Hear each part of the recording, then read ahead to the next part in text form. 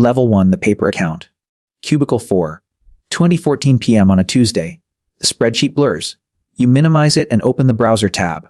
The chart looks like a heartbeat, green and red candles on a dark grid. You click a button labeled buy. It costs you nothing. This is simulated money. Fake capital. 10 minutes later, the green line spikes. You close the position. A flashing graphic tells you that you just made 184.22. You stare at the screen. The laptop fan whines high and thin. It took you exactly 12 minutes to make what takes you an entire shift in Cubicle 4. Sarah from accounting leans over the low gray partition. She drops a stack of invoices on your desk. "Don't forget the quarterly reports," she says. She looks tired.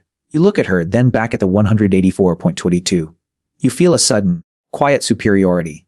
You are cracking a code she doesn't even know exists. 3 weeks pass. You trade on breaks. In the bathroom stall. During the commute.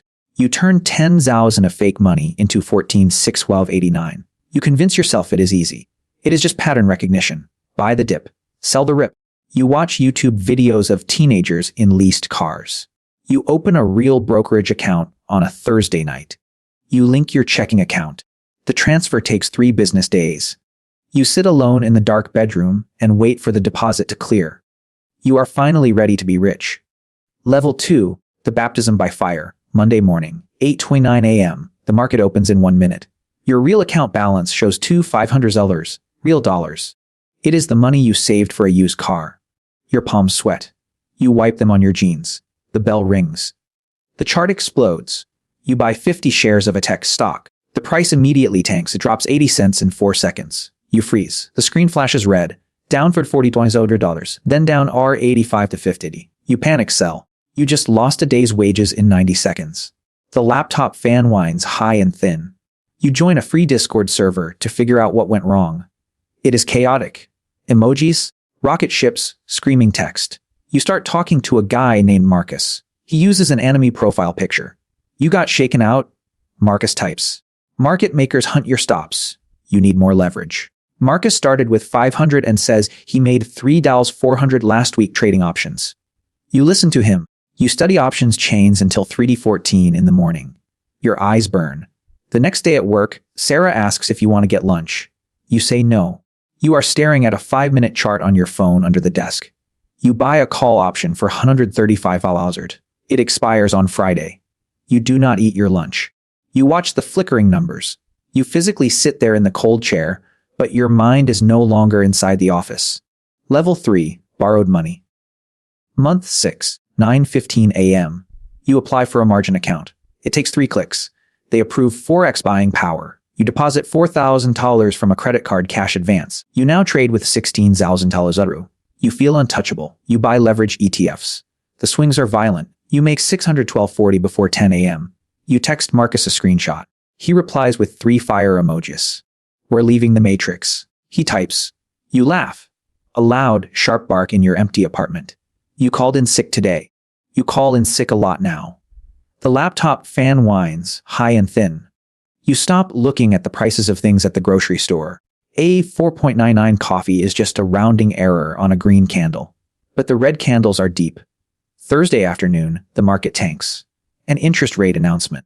A sea of red. Down 100, 400 ODU. Down 280, 50.1 when the screen pulses. A yellow banner appears, margin call. You have 2 hours to deposit Bazer $200 or they liquidate your positions at a loss. Your chest tightens.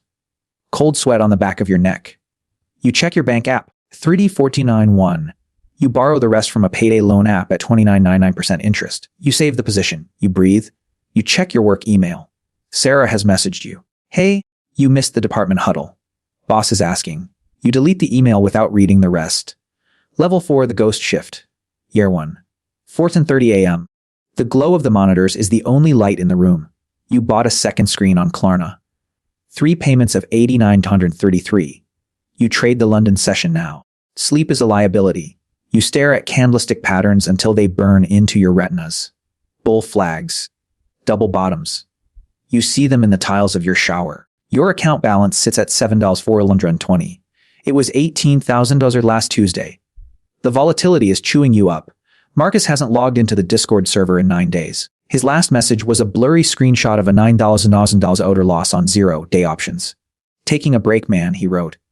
You are completely alone. The laptop fan whines. High and thin. You go to work. Cubicle 4 feels like a cage. You smell stale. You haven't cleaned your dress shirts in 2 weeks. Sarah stops by your partition. You okay? She asks. Her voice is soft. You look exhausted. You don't look at her. I'm fine, you say. Your eyes never leave the phone resting on your thigh. You are down $425 on a natural gas trade. You don't care about the quarterly reports. You don't care about the office politics. You only care about the next setup, the next dopamine hit. You are chasing the ghost of that first 184.22. You wire your rent money into the brokerage, level 5, the funded account. Month 18. You quit the cubicle job. Sarah left a small plastic cactus on your desk on your last day. You threw it in the lobby trash can on the way out. You need real capital now. You pay $529 to take a prop firm evaluation. If you hit the profit target, they give you a funded account. You trade for 14 grueling days, sweating through your t-shirts. The laptop fan whines high and thin. You hit the target by a margin of exactly 1240. Tuesday afternoon, an onboarding Zoom call with Elias, the firm's risk manager. He looks at your data. He rubs his jaw. The automated system failed you. Elias says, it logged a daily drawdown breach on Wednesday at 10:12 a.m. I manually reviewed the tape. The breach was a 0.4 second server latency on our end. I could have just kept your evaluation fee. Nobody would know. He rubs his jaw again. But it was our fault. So you're funded. He sends the contract. A surge of pure validation. You are a professional. Week 1, you make $204.55. You buy a steak dinner for one at 4:30 p.m. You check Discord while you chew. Marcus comes back online. A new profile picture. A blank gray circle. I filed for bankruptcy today. Marcus types in the general chat. Lost my car. He immediately goes offline. The steak tastes like ash. Level 6, the tilt, year 2, 8:30 a.m. Non-farm payroll report day. The most volatile morning of the month. You are holding a massive short position on the index. If it drops, you make 8,412.50. If it spikes, you hit your maximum drawdown limit. You stare at the red and green bars. The laptop fan whines, high and thin. 18:01 a.m. The chart freezes. A microsecond of silence. A giant green candle erupts upward. It slices through your stop, lost like wet paper. Slippage, you are down 3,214.88. Down 4,750.10. The account is instantly locked. Read-only mode. A cold numbness spreads from your stomach to your fingertips. You click the mouse. Nothing happens. You refresh the page. Nothing happens. An automated email arrives. Account liquidated. 9:04 a.m. Your phone buzzes. It is Elias. You traded through the news, he says. You can hear him rubbing his jaw through the receiver. I warned you about the volatility. You beg him for a reset. You tell him it was slippage. I don't bend the rules twice, Elias says. You're done. The line goes dead. You sit in the dark apartment. The glow of the monitors paints your skin blue. You owe taxes on last year's minor gains. For all 300, you have zero income. You open your phone. You apply for 3 different credit cards. 2 rejections. 1 approval. A fun $500 limit at 27.4% interest. You use it to buy another evaluation account.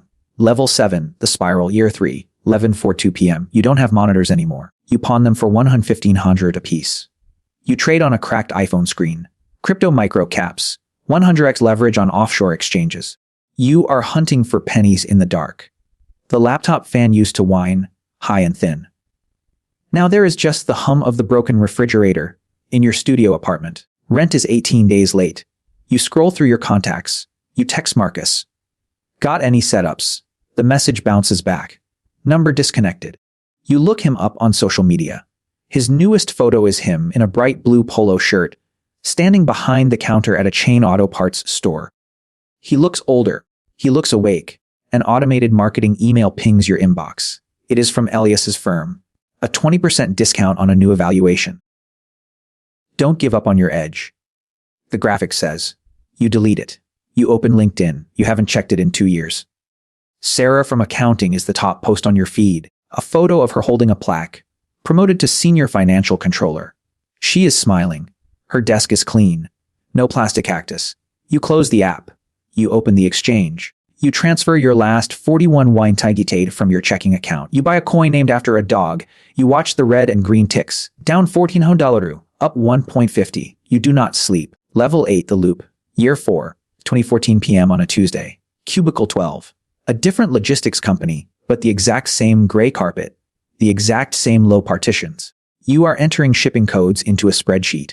It pays $19.50 an hour. You wear a cheap blue button-down shirt. You feel the dull ache in your lower back. The spreadsheet blurs. You look across the aisle. A new hire, maybe 22 years old, sits in cubicle 11. He is supposed to be logging invoices. He is not. He is huddled close to his screen.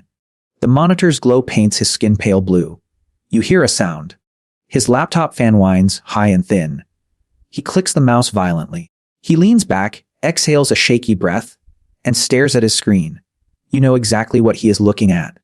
Red and green candles on a dark grid. He pulls out his phone and types frantically. You stand up. You walk over to the edge of his desk. You hold a stack of printed manifest sheets. You look at him. He glances up, annoyed. His eyes are red. Don't forget the afternoon manifests. You say. Your voice sounds flat. He nods without really seeing you. Yeah. In a minute, he mutters. He looks back at the chart. A green line spikes. He smiles. You drop the papers on his desk. You turn around and walk back to your chair.